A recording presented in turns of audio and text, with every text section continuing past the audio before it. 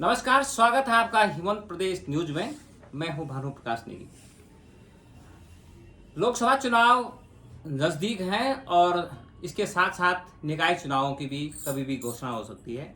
और उत्तराखंड की परिप्रेक्ष्य में अगर बात करें तो महिलाओं की सबसे बड़ी भूमिका है।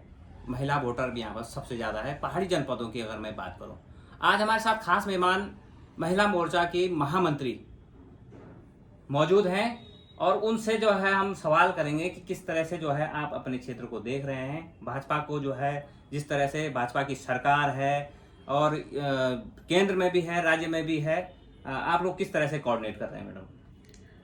सबसे पहले तो आप लोगों को नमस्कार और आपका बहुत बहुत धन्यवाद नेगी जी।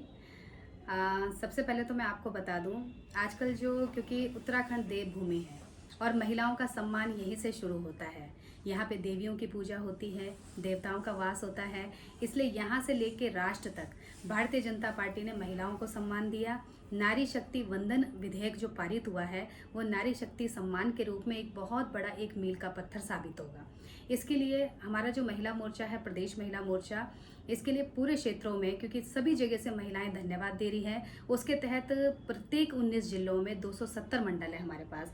270 मंडलों में कार्यक्रम आयोजित हो रहे हैं जिसमें सब लोग माननीय मोदी जी को धन्यवाद दे रहे हैं। जी मैडम, जो आपके कार्यक्रम चल रहे हैं और जिस तरह से आपका प्रचार प्रसार है और अभी लोकसभा चुनाव भी सर पे हैं, साथ में निकाय चुनाव की घोषणा भी कभी भी हो सकती है। और गांव की अगर बात करें, मैं एक बार सवाल फिर से दोहराना चाहूंगा कि गांव की अगर बात करें तो महिलाओं की संख्या सबसे ज्यादा गाँव में है। तो उन लोगों को किस तरह से सरकार की योजनाएं आप पहुंचा रहे हैं, किस तरह से कोऑर्डिनेट कर रहे हैं महिलाओं को? देखिए, महिलाओं के लिए सरकार ने बहुत सारी योजनाएं बनाई है। सबसे बढ़िया जो काम हुआ है वो है सहकारिता के माध्यम से समूहों को लोनिंग का। समूह को लोनिंग की जाती है। जितने भी समूह बने हुए हैं वो अपने स्वरोजगार के लिए लोन के माध्यम से स्वरोजगार को स्थापित कर सकती हैं। दूसरी चीज, महिलाओं के लिए क्षैतिज आरक्षण हमारी जो राज्य सरकार है 30% क्षैतिज आरक्षण महिलाओं के लिए करा है जी। और आगामी जो आपकी योजनाएं हैं बूथ स्तर तक जो है किस तरह से चल रही है? खास करके मैं ग्रामीण भारत की अगर बात करूं या उत्तराखंड के जो हमारे 9 पर्वतीय जनपद हैं उनकी अगर मैं बात करूं तो हमारी राज्य सरकार और केंद्र सरकार दोनों मिलकर बहुत अच्छा काम कर रहे हैं। माननीय प्रधानमंत्री जी ने प्रत्येक ग्राम पंचायत में बहुत अच्छे कार्यक्रम किए हैं, यानी कि बहुत अच्छा काम भी दिया है। मनरेगा के तहत बहुत सारे लोगों को जोड़ा गया है। महिलाओं के लिए उनके सशक्तिकरण के लिए भी बहुत सारी योजनाएं हैं और राज्य सरकार ने भी इसी के तहत एक कदम और आगे बढ़ाया है। गांव में लगभग जो भी हमारी, क्योंकि आधी आबादी महिलाओं की है, तो महिलाओं के लिए स्वरोजगार के अवसर से लेके और बहुत सारी महिलाएं जो उस पटल पे आना चाहती है, अपने कार्यों के माध्यम से अगर आगे आना चाहती है, तो उनके लिए भी अनुदान की व्यवस्था महिलाओं के लिए हुई है। अच्छा, क्षतिज आरक्षण की बात हो रही है, लेकिन उसको जो है अभी ठंडे बस्ते में रखा गया है और उसके लिए जो है कई विपक्षी पार्टियां जो है अब सवाल भी उठा रही हैं। इस पर आपको क्या कहना है? ये ठंडे बस्ते में नहीं है, ये हमारी सरकार ने इसको लागू किया है और आने वाले समय में इसका परिणाम भी आपको दिखाई देगा। जी।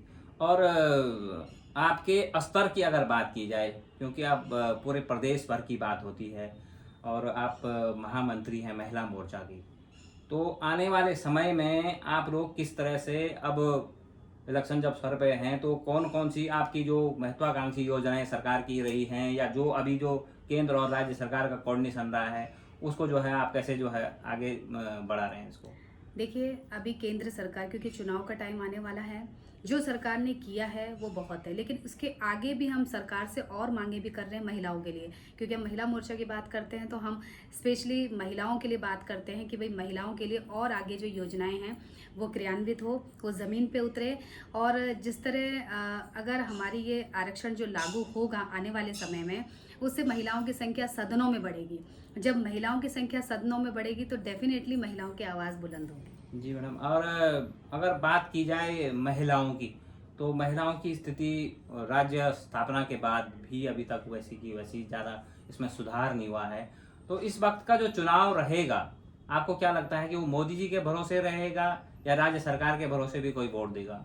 मोदी जी के कार्यों के भरोसे, मोदी जी के कार्य किए हुए, राज्य सरकार के कार्य, दोनों के कार्यों के को लेके हम जनता के बीच में ज़मीन पे उतरेंगे। और हमें उम्मीद है कि जनता ने मोदी जी को और हमारी राज्य सरकार को, पुष्कर सिंह धामी जी को, दोनों को ही स्वीकार किया है और दोनों को आशीर्वाद ज़रूर देंगे जी। और सरकार विपक्ष में जैसे बात लगातार हो रही है कि महंगाई बढ़ी है या बेरोजगारी से जो है छात्र छात्राओं का या जो हमारे शिक्षित लोग हैं उनको जो है बहुत परेशानी हुई है, तो इस बार आपको क्या कहना है, क्या इसका भी इफेक्ट पड़ने वाला है?